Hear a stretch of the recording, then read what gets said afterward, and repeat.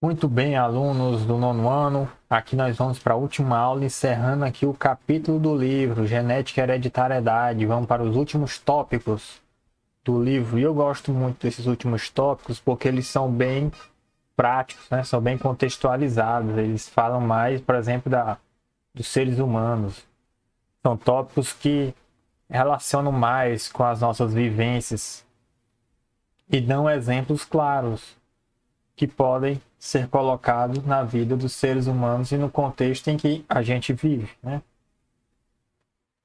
E vamos lá.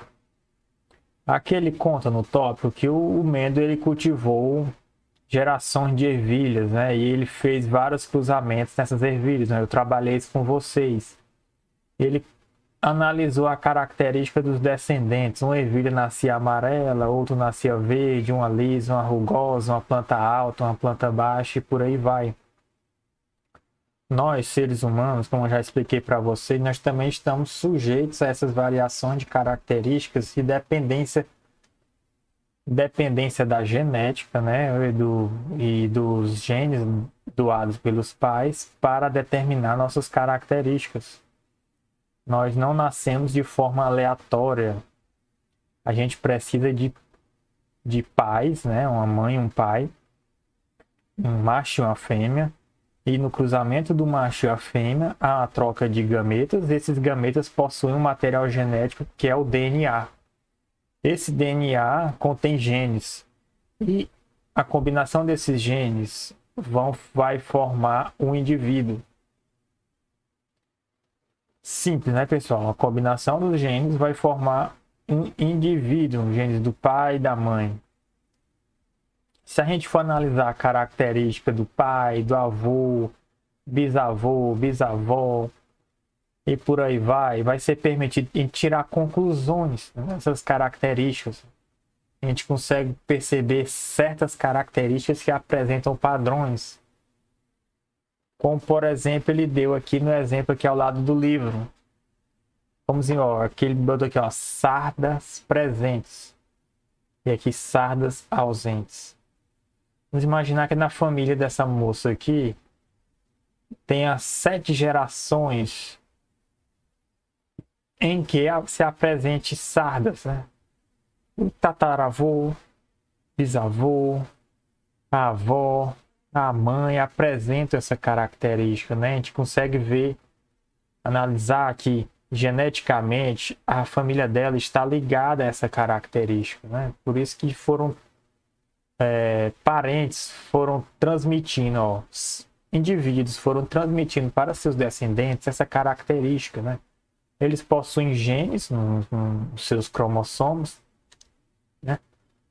Os genes lá, que é o seu, que é uma parcela do DNA que é traduzida e se transforma em uma característica, né? Os genes eles fazem o nosso corpo realizar certas atividades ou expressar certas características, são os genes. E a família dessa moça apresenta essa característica e vai repassando para os descendentes.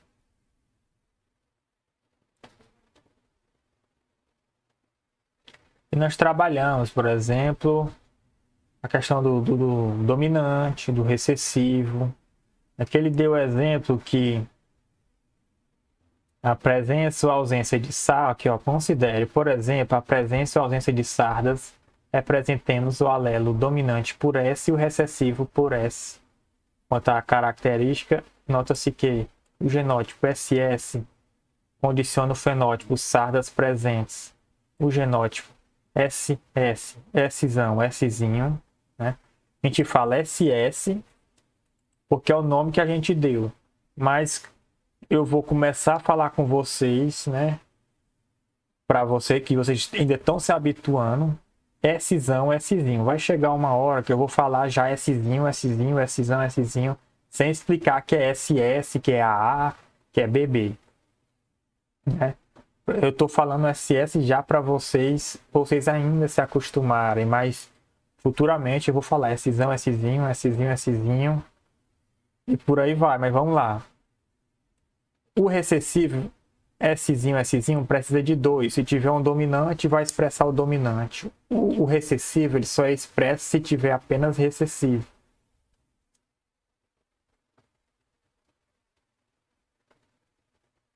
Aqui ele faz um esquema aqui de um exemplo que ele deu aqui, né? Sobre dominante e recessivo. Isso aqui eu já expliquei para vocês, é o mesmo caso de ervilha. Só que ele relaciona com o homem. Ele pegou a característica sardas. O que é que causa a sarda, né? Ele colocou como o gene dominante, o alelo dominante. O alelo são genes que ficam na mesma posição, né, do cromossomo homólogo, e trabalham para a mesma característica, só que para a mesma característica, para a mesma função, só que eles apresentam características diferentes. Por exemplo, uma função é a mesma de, por exemplo, a cor do cabelo. Um gene pode garantir o cabelo loiro, o outro gene pode garantir um cabelo moreno. São genes alelos. O homem Szinho, né, um heterozigoto com sardas, né, ele tem dominante, ele apresenta sardas. Entregou seu espermatozoide. O seu espermatozoide vai ter os cromossomos do seu corpo. Um espermatozoide vai ficar com metade dos cromossomos e o outro espermatozoide vai ficar com outra metade. Ele possui na sua célula os dois genes, Szão e o Szinho.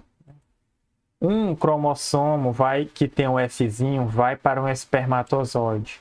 O outro cromossomo que tem o Szão vai para o outro espermatozoide. Uma mulher, ele cruzou com uma mulher. Essa mulher é Szinho, sem sardas. Essa mulher sem sardas, ela entregou para um óvulo, um cromossomo com um gene, o alelo Szinho, e outro cromossomo com gene alelo Szinho, sem sardas. Ocorreu o cruzamento, e aqui nessa tabela apresenta as possibilidades de seres que podem surgir a partir desses cruzamentos. Pode apresentar o ser Szão, Szinho, que seria o ser que juntou o Szão com o Szinho. Ou o ser Szinho, que pegou o Szinho do pai com o Szinho da mãe. Aqui nesse caso, de 4 possibilidades, 2 são Szão, Szinho, que apresenta sardas, porque o dominante, o Szão, garante a presença de sardas. E 2, que também é a metade, 50%, Szinho, que é sem sardas. Aqui ele salienta uma coisa importante. Importante salientar que, quando dizemos que um alelo é dominante, isso não significa que ele seja necessariamente presente em maior quantidade do que o recessivo, numa certa população. Apenas quer dizer que, quando presente no indivíduo heterozigótico, pode expressar-se no fenótipo a característica condicionada por esse alelo.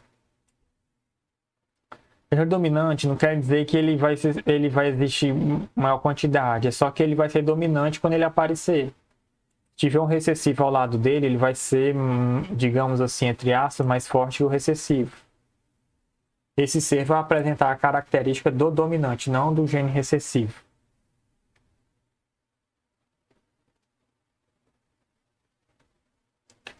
Aqui, destacar isso daqui, vamos ler junto. Outro ponto que precisa ser enfatizado é que as características ilustradas na lateral da página anterior são condicionadas por um único par de alelos. Existem, contudo, características hereditárias associadas a mais de um par de alelos, como a cor da pele, a cor dos olhos e a estatura. Por causa disso, os padrões com que tais características aparecem em descendentes são muito mais complexos. Nós estamos estudando a questão de um par de alelo. Tem um alelo A, tem um alelo Szão e tem um alelo Szinho. Né? Tem dois tipos de genes. Né? Não um par de alelos. Agora, você poderia associar essa questão a mais alelos, tá bem? Aqui um Szão, um Szinho, um Bzão, um Bzão, um Azinho, um Czão, um Czinho, vários pares de alelos ali no cromossomo, nos cromossomos diferentes que existem no corpo. Mas isso aqui é muito complexo, sim. Muito complexo. Aí, para você entender melhor essa questão, fala aqui dos grupos sanguíneos. Que, além de explicar essa questão, é um assunto importante, essencial já para o assunto de genética e hereditariedade. A gente não pode passar por esse assunto sem falar dos grupos sanguíneos. E ele traz um contexto bem interessante aqui, já no tópico 10. Acompanha aqui comigo, vamos lá.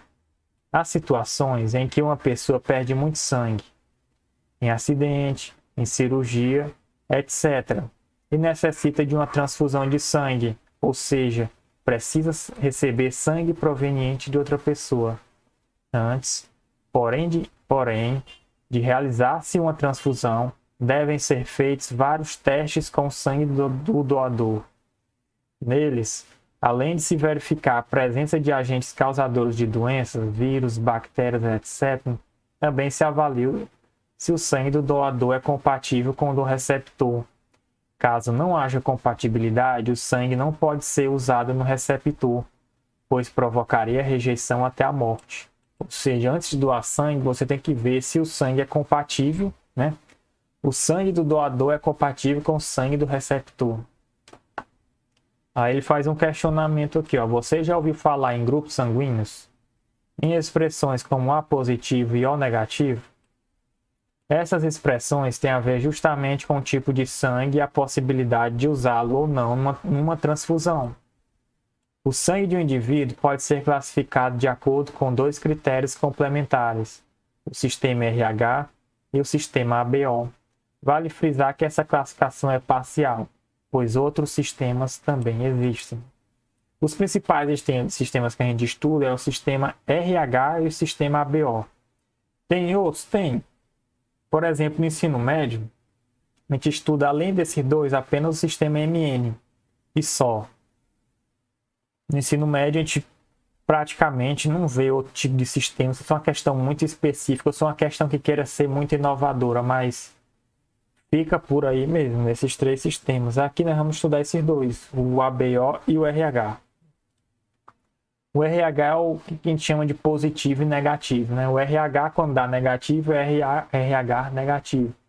O RH positivo é o RH, ou RH positivo quer dizer quando é o sangue positivo, A positivo, O positivo. Olha, bota aqui, ó, o que diferencia ambos os tipos é o fato de indivíduos RH apresentarem no sangue, especificamente na superfície dos glóbulos vermelhos, uma substância denominada fator RH, e os indivíduos RH negativos não. Vamos fazer uma questão assim mais fazer bem grosseira, né? De forma grosseira aqui. Eu vou desenhar bem aqui uma hemácia. Tá bem aqui uma hemácia. Tá bem aqui uma hemácia. Eu vou ampliar bem aqui a imagem dessa hemácia com um microscópio bem potente.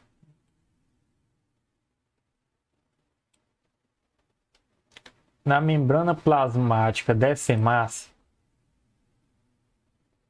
fazer bem que a membrana plasmática. Tá bem que a membrana plasmática. De forma bem grosseira mesmo. Aqui eu estou falando de um indivíduo RH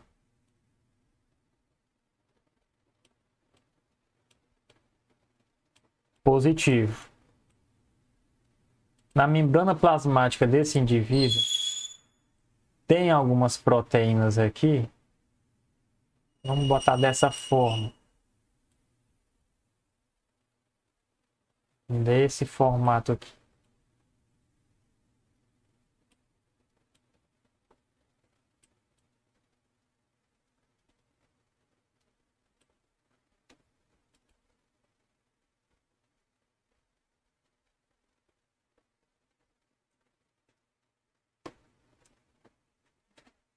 Deixa eu ver bem aqui. Deixa eu ver se o livro apresenta também isso daqui, que fica melhor. Não, já direto para o sistema ABO. Se ele apresentava a questão da rejeição.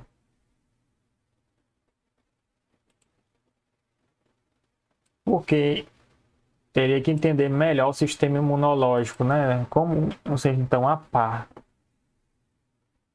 Essa questão maior, mais complexa do sistema imunológico, eu não quero trabalhar muita coisa com você, não. Vamos lá.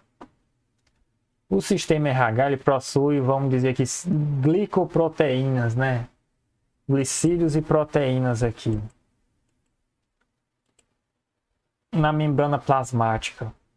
O indivíduo que é RH, suas células de defesas olham, chegam aqui, vamos dizer que é um glóbulo branco. Ele dá uma olhada aqui, né? Vamos botar aqui um olhão. Ele olha isso aqui. Sabe que célula não tem olho, né? Mas eu estou imaginando aqui que ele dá uma olhada, dá uma bisbilhotada. Olhou, que é um glóbulo branco. Olhou, viu, caiu fora. É nossa. Verificou ali, tocou, triscou lá, disse, ó, essa célulazinha aqui, nossa, passa direto. RH positivo no próximo e no mesmo sangue. Vamos imaginar agora uma célula RH negativa. Eu vou fazer na mesma. No RH negativo, o indivíduo não possui isso aqui. Não possui essas glicoproteínas aqui. Essas substâncias que ficam aqui na membrana plasmática. Por quê, professor? Porque a natureza. Né? A natureza criou indivíduos que são RH positivos e possuem essas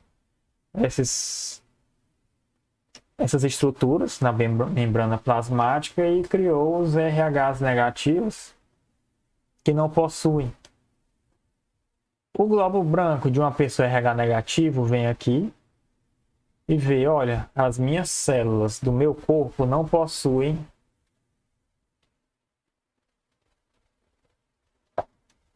tais estruturas. Ele vê que está normal, vê que a célula do seu corpo, já que ele vem de um organismo que a célula que as hemácias são de RH negativo, então não tem essas substâncias, então o que o glóbulo branco faz? Ele passa direto. Não, tá tudo ok. Vamos imaginar que uma pessoa RH negativo recebeu transfusão de sangue. Recebeu transfusão de sangue de outra pessoa. Tá aqui esse indivíduo, ele tem pouco sangue. Ele tem pouquinha hemácia, tem bem pouca. Ele sofreu um acidente. E durante esse acidente, a cirurgia, ele perdeu muito sangue. Então ele recebeu sangue de uma outra pessoa. Né? Vou botar aqui, recebeu mais esse sangue. Só que esse sangue veio de uma pessoa que era RH positivo.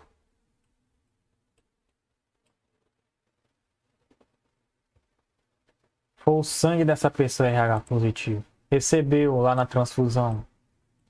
O doador desse sangue doou um sangue RH positivo. E como é esse sangue, pessoal? Esse sangue, na sua membrana plasmática, possui essas glicoproteínas, essas estruturas. Aqui, tem essas estruturas aqui. O glóbulo branco vai vir aqui, vai dar uma olhada e vai dizer, olha, estas hemácias não são iguais à minha. Elas possuem uma estrutura que eu não reconheço. Logo, se eu não reconheço, então é um intruso, é um inimigo, é uma invasão. É um parasita que está contaminando o meu corpo. O que é que o glóbulo branco vai fazer? vai iniciar uma reação aqui. Ele vai pegar essa célula e vai atacar. Né? Vai atacar esse sangue que está chegando. E é isso que o livro conta aqui agora. Ele conta o seguinte: o sangue contendo o fator RH, isto é, indivíduos RH positivo, pode ser doado a outro indivíduo RH positivo, mas não a quem é RH negativo, pois, nesse caso, o organismo reagiria à presença do fator RH, reconhecendo-o como se fosse algo estranho ao corpo. Vocês estão vendo? O RH, doando para um RH, os dois sangue possuem essa estrutura que eu contei, uma membrana plasmática, tem essa estrutura. Diz, olha, o glóbulo branco vai olhar e pensar assim, olha, as hemácias do meu corpo têm essa estrutura. Eu estou recebendo aqui um sangue que também possui essa estrutura. Então, tá normal, tá tranquilo, é igual. A partir do momento que o glóbulo branco sabe que seu corpo RH negativo não possui essa estrutura e ele vê o sangue com essa estrutura, ele vai imaginar, ó, tá tendo alguma coisa errada aí. Perigo, vamos atacar. E ele fala o seguinte: reconhecendo como se fosse algo estranho ao corpo. Ponto. Começaria a ocorrer uma lenta e gradual reação ao sangue recebido. Reação essa que numa segunda transfusão seria violenta, podendo provocar a morte do paciente. Ou seja, quando esse paciente aqui, RH negativo, recebeu o RH positivo, os glóbulos brancos já começaram a atacar esse sangue.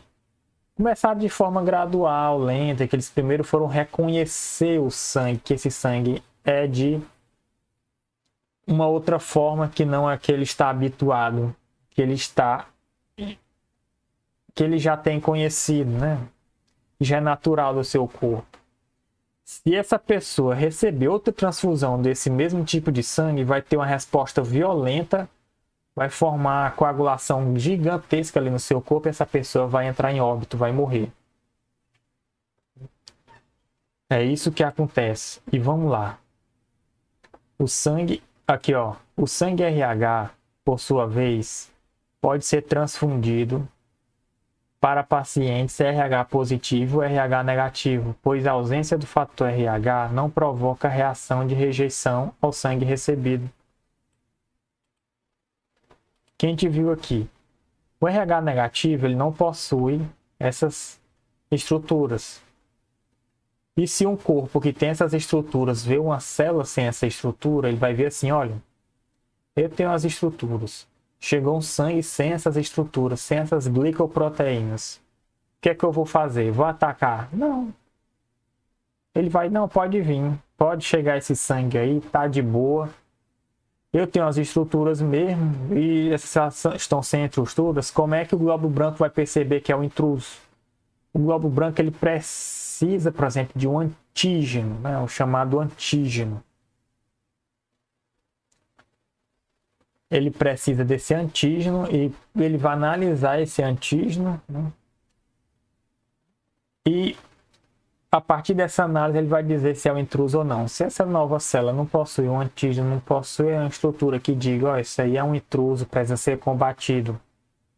Esse é um corpo estranho. Não, mas aí ele está apresentando uma célula que não possui essas partículas que diferenciam.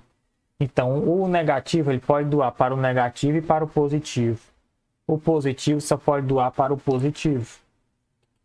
E professor, quem é o dominante, que é um recessivo?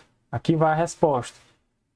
A presença ou ausência do fator RH no sangue está relacionada a um par de alelos. Um deles, R, é dominante e condiciona a presença do fator RH. O outro, R, é recessivo. Assim, temos RR condiciona a presença de fator RH. Pô, Rzão, desculpa, já é para eu estar falando também Rzão, não está falando mais RR, vamos lá. Rzão condiciona a presença de fator RH. Vamos lá. Eu já falei para vocês que agora eu não vou mais falar RR, eu vou falar já Rzão. Rzão, Rzinho. Vamos lá. Ele convencionou chamar de R. É o RR, né? Eu chamei. O Rzão é o dominante. A presença do fator RH é condicionada por um par de alelos, o R e R. Um é o Rzão dominante, o Rzinho é o recessivo. O Rzão dominante garante, ele informa que vai ter o fator RH, vai ter essa estrutura na membrana celular. O Rzinho significa a ausência do fator RH. Se tiver um dominante, vai expressar o dominante. Aqui tem um dominante, vai expressar o dominante. Não tem dominante, os dois são recessivos, vai expressar o recessivo, que é o sangue RH negativo. Ausência do fator RH. Professor, e o sistema ABO? O sistema ABO é a mesma coisa, tem estruturas. Ó, mesma coisa. A diferença entre esses tipos está na presença de certas substâncias na superfície dos glóbulos vermelhos do sangue, condicionada por uma complexa interação genética. Ou seja, o tipo A tem uma estrutura fora, o tipo B tem uma estrutura fora, o tipo AB tem uma estrutura fora. O tipo O não tem estrutura. É tal como o RH negativo, ele não possui essa estrutura fora. E da mesma forma a gente utiliza a mesma lógica. A gente vê o quê? Que o O ele consegue doar para o AB, porque ele não tem estrutura. O AB tem estruturas e vai olhar um sangue, uma hemácia lisinha, sem estrutura nenhuma, e vai dizer, não, pode passar. Não tem corpo estranho aí. Vamos desenhar aqui. Eu vou fazer uma hemácia mais simples agora. Vamos imaginar que esse aqui é o tipo A. Vai lá. Tá aqui o A. Tem essa estrutura aqui fora. Vou fazer o tipo B.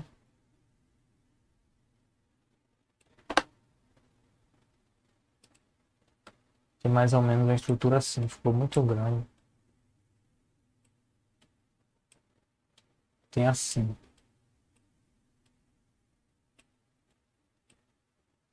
Que é o B. O A tem uma estrutura de uma forma, o B tem uma estrutura de uma forma. Se eu tiver num corpo e o meu sangue for B, eu receber um sangue tipo A, minhas células de defesa vão olhar para esse A e vão encontrar esse antígeno, vão encontrar essa estrutura glicoproteica aqui atrás, na membrana da célula, e vai dizer, olha, tem um corpo estranho aqui, vamos combater. O O é lisinho, não tem nada. É o sangue tipo O. Não tem nada. Lisinho. Eita, osão feio. E professor, e como é o AB? O AB é a junção do A e o B. Ele possui as estruturas do A e possui as estruturas do B. Aqui, ó, ele possui aqui.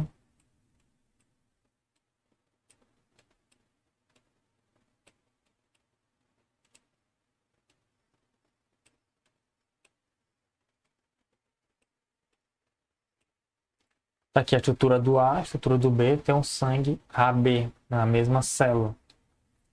Professor, eu juntando a transfusão de um sangue A com tipo B forma o AB, não. A pessoa nasce e produz uma hemácia que possui estruturas do sistema A e do sistema B na mesma hemácia, não são sangues diferentes. A pessoa não tem um sangue misturado, né, entre o tipo A e o tipo B, ela produz hemácias, e essas hemácias ela possui essas estruturas, né? Na mesma hemácia tem a estrutura do tipo A e do tipo B. E qual é, pessoal, a questão de doador? O sangue do tipo AB, eu vou passar para vocês mais aulas e conteúdos sobre essa questão aqui de doação. Porque é muito complexo de pegar de primeira, mas eu quero que você entenda o seguinte. O tipo AB, ele tem dois tipos de estruturas aqui.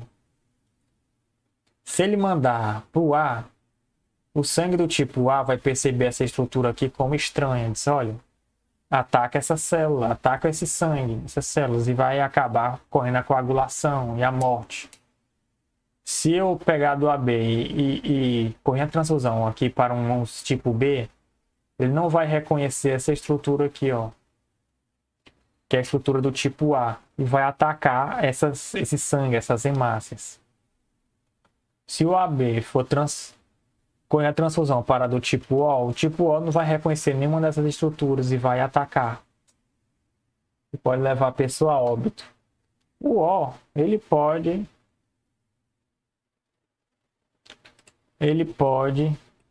doar para os três tipos. Porque ele não tem nenhuma substância estranha, não tem uma estrutura estranha para ninguém. O AB só pode realizar transfusão para ele mesmo. O B pode doar para o AB? Pode. Essa estrutura aqui vai ser reconhecida pelo AB, já que ele tem. Ah, mas ele não tem estrutura, não tem problema. Ele vê, não, ele precisa encontrar um corpo estranho. Se tiver um corpo estranho, uma estrutura estranha, aí que ele vai atacar. O sangue do tipo A pode doar para o AB? Pode. Não vai ter corpo estranho aqui nessa célula. Tudo que ela tiver, ele também vai ter. Por isso que a gente diz que o O é o doador universal. O B só doa para o AB e para ele mesmo o B. O A só doa para o AB e para ele mesmo o A. O AB só doa para o AB. Negativo. O RH positivo só doa para o positivo. O RH negativo só vai doar para si mesmo. Ele não tem um fator, o RH negativo não tem um fator RH. Esse fator RH, ao entrar em contato, ou um fator RH chegar em um organismo que não possua o fator RH, que estranha esse fator RH, vai sofrer um ataque essa célula. Esse sangue vai receber um ataque e vai levar a óbito. Eu vou passar mais alguns materiais sobre isso, sobre o negócio de transfusão de sangue, para ficarmos mais habituados, mas vai ter algumas questões também que trabalham a questão de sangue. Aqui, pessoal, nesse tópico 11, ele vai trazer aqui uma reflexão interessante. Que já encerra bem aqui o capítulo. Nessa parte aqui de que ele vai falar de aneuploidia e encerra o capítulo do livro.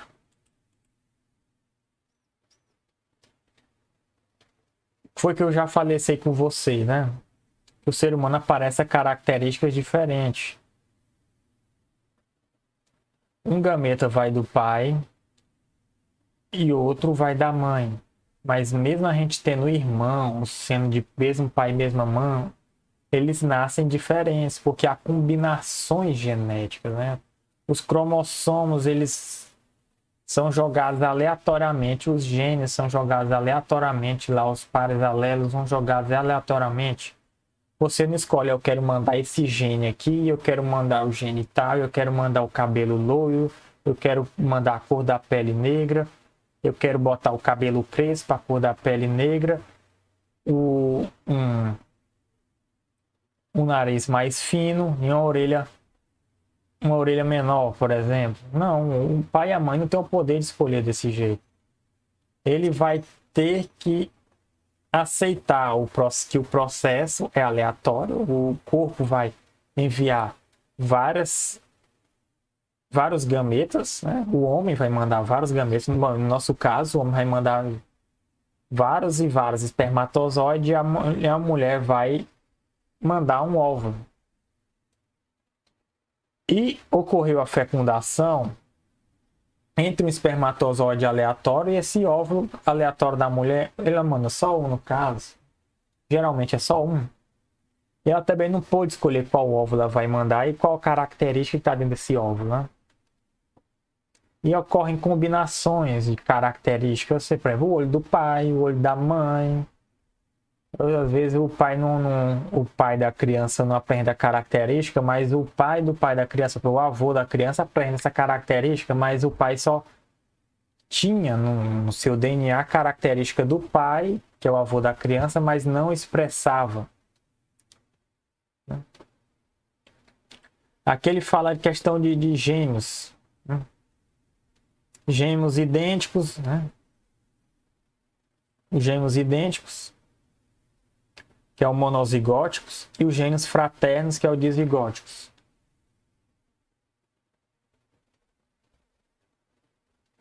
Os gêmeos fraternos dizigóticos é quando a mãe libera 2 óvulos.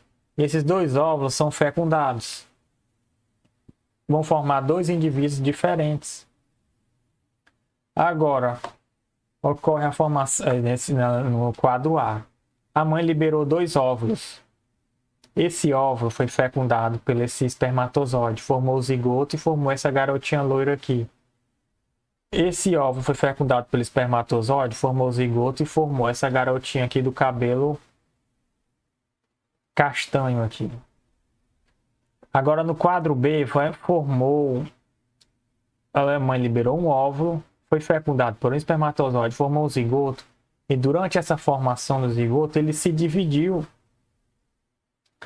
né? Se dividiu em mais um indivíduo, ficam 2 indivíduos que vieram do mesmo zigoto, têm a mesma origem. Eles apresentam as mesmas características, são indivíduos iguais. Eles vieram de um único zigoto e crescem junto lá na barriga da mãe, na placenta, e vivem lá os dois dividindo lá aquele espaço. Cromossomos sexuais. Eu vou ler essa parte aqui que eu achei bem interessante. São cromossomos sexuais. Vamos lá. Ele nasceu. É menino ou menina? A resposta a essa pergunta é, na realidade, determinada pela natureza no momento da fertilização. Mais precisamente, a resposta depende de um dos 23 cromossomos existentes no espermatozoide que fertiliza o óvulo. Dos 23 pares de cromossomos presentes nas células diploides humanas, há um que é notavelmente diferente entre homens e mulheres. Nas mulheres, esse par é formado por 2 cromossomos semelhantes, designados pela letra X. Nos homens, é formado por um cromossomo X e por outro, mais curto, designado pela letra Y. Por isso, tanto o cromossomo X quanto o Y são chamados de cromossomos sexuais. Quando os gametas se formam, os cromossomos XX na mulher e XY no homem se separam. Assim, todos os óvulos conterão um cromossomo X. Já no caso do espermatozoide, haverá aqueles com cromossomo X e aqueles com o Y. Vamos lá, deixa eu explicar para vocês. Vamos lá. Vamos começar logo por aqui. A gente sabe, por exemplo, que um organismo normal, o ser humano, ele apresenta 46 cromossomos. São 23 pares de cromossomos. A gente chama de 22 pares de autossomos, que vai até aqui mais ou menos. E um par é o par de cromossomos sexuais.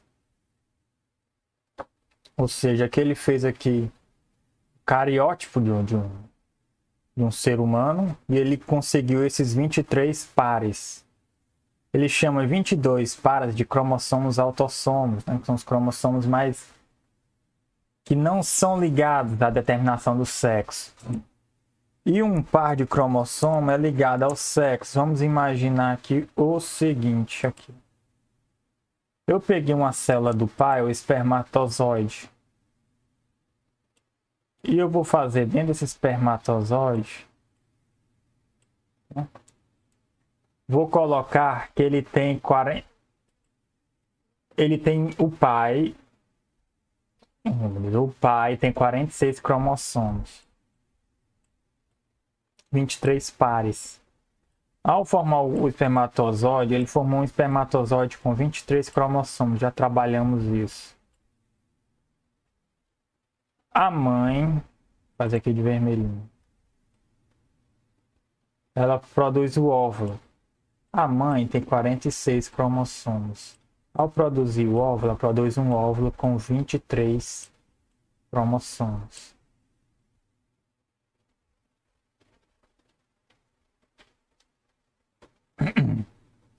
No caso, eles não teriam par, né? Eles dividem o par ao meio, né? Como se tivesse aqui numa célula, né? Ele teria aqui, que tem um parzinho. Aqui teria outro. Aqui teria outro, né? E aqui, deixa eu ver se por aqui teria outro. Aí, por exemplo, aqui é uma célula completa. Aí ele formaria um indivíduo. Só tem um par aqui. Par de vermelho. Um par de verde. Um par de azul.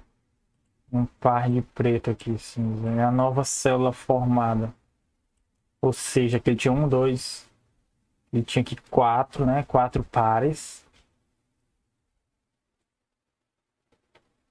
São 8 cromossomos aqui, 4 pares, 8 cromossomos. Deixa eu ver uma cura aqui, 8 cromossomos. Aqui ele só tem 4 cromossomos. Da mesma forma aqui. E o que é que a gente diz? O homem, ele tem um homem, um macho de sexo masculino. Ele tem na sua célula o cromossomo X e o cromossomo Y. Tá aqui o Xão. O Y, ele é menorzinho. A mulher tem o cromossomo X e o cromossomo X. X e o X, né? Tal como a gente vê aqui, ó. Mulher X, o X, o homem, o X, Y, o Y é menorzinho. O homem tem um cromossomo X e Y, a mulher tem um cromossomo XX, homozigoto, o homem é heterozigoto e a mulher é homozigoto. Nos 46 cromossomos que a mulher tem, 2 deles são cromossomos sexuais, ela tem um X e o X. Ela vai formar um óvulo que vai ter apenas, ela dividir aqui no meio, vai ter apenas uma metade dos cromossomos que ela tem. Vamos dizer aqui que ela conseguiu aqui o cromossomo X. Ela sempre vai ter o cromossomo X aqui no óvulo, porque ela só tem cromossomo X. Ela vai doar para sua prole, para o seu descendente, o que ela tiver de material genético. E ela só tem um cromossomo X. O homem, ele tem um cromossomo X e tem um cromossomo Y.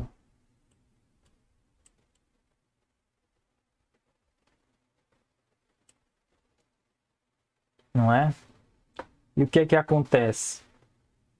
Quando ele for produzir seus gametas, ele vai poder produzir um espermatozoide com o cromossomo X, ou seja,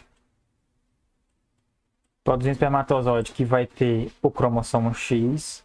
Esse espermatozoide vai se unir com o óvulo que também é X, vai formar um indivíduo XX, que é uma mulher, né? E se ele mandar um cromossomo Y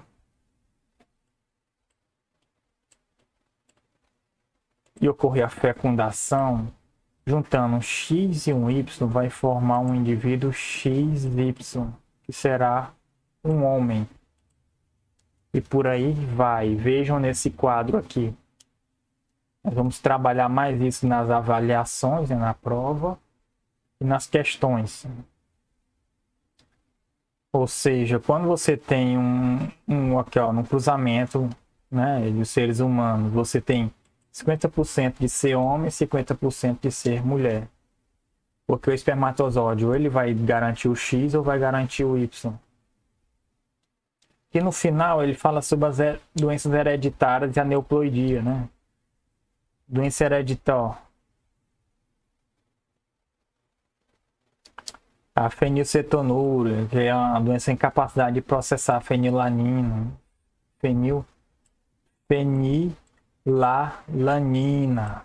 De novo. Caracterizada pela incapacidade de processar, esse nome é importante. Fenilalanina. É a doença, né, que é a fenilcetonúria. É a doença genética, né, hereditária. Ela, o descendente adquire os seus pais, né?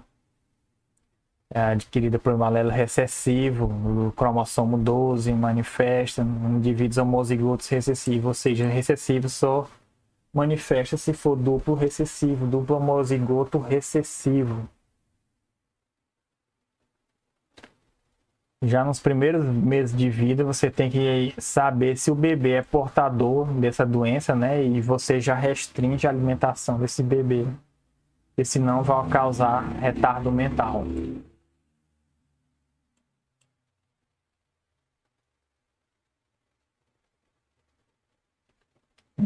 Do ETLBB, que ele fala que do albinismo também é alelo recessivo. Você adquire é uma doença genética, você adquire dos seus pais, né? É transmitido por seus pais. Os pais repassam os genes. E nesse caso também é recessivo. Ou seja, ele tem que ser duplo recessivo, tem que ser homozigoto. E o albinismo, ele torna o indivíduo mais sensível à luz solar, né? A falta de melanina torna o indivíduo muito sensível à luz. Facilmente ele possui queimaduras do sol. A neuploidia ocorre distúrbios na formação dos gametas, né? Os gametas eles não produzem a quantidade normal de cromossomos.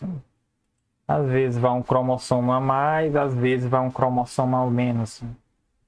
Por exemplo, o indivíduo vai produzir os gametas, e ao invés de ele ter 46 cromossomos, ele pode ter um gameta com 24 cromossomos, um cromossomo a mais do que devia, que era 23.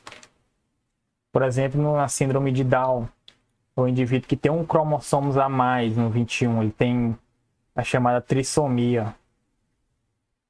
Ou seja, ele tem 47 cromossomos.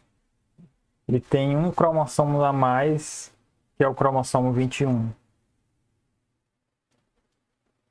Releio esse texto aqui, né? Interessante esse texto. Leiam também esse texto de engenharia genética, né? Eu releio esse texto das doenças da engenharia genética. Quero dizer para vocês aqui, muitas vezes tem anomalias cromossômicas, cromossomos a mais, cromossomos a menos. Geralmente o bebê morre antes de nascer. Morre já no embrião ou morre já quando é um feto. E por aí vai. Alguns conseguem nascer e conseguem ter uma vida razoavelmente normal. Síndrome de Down consegue até trabalhar. Eu já fui numa loja de informática que o atendente tinha síndrome de Down.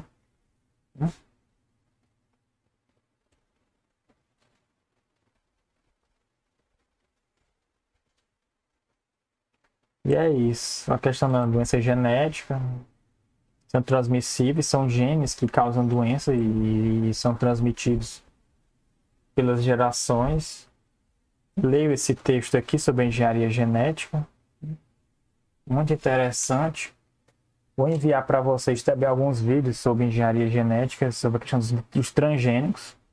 Como você faz essa engenharia genética.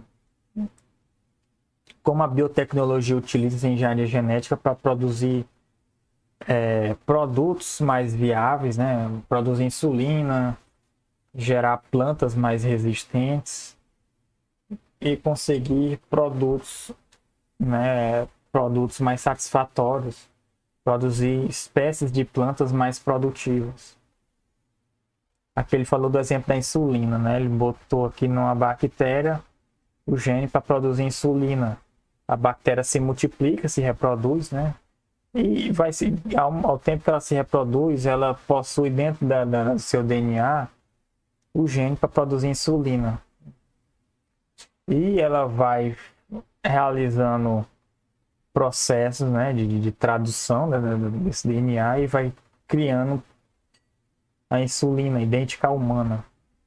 E os pesquisadores captam essa insulina, guardam e distribuem como medicamento para os diabéticos. E pessoal, a próxima aula é a resolução de questão, né? Releiam o capítulo, releiam principalmente os textos, façam as questões, eu vou responder junto com vocês aqui. Está encerrada aqui a aula.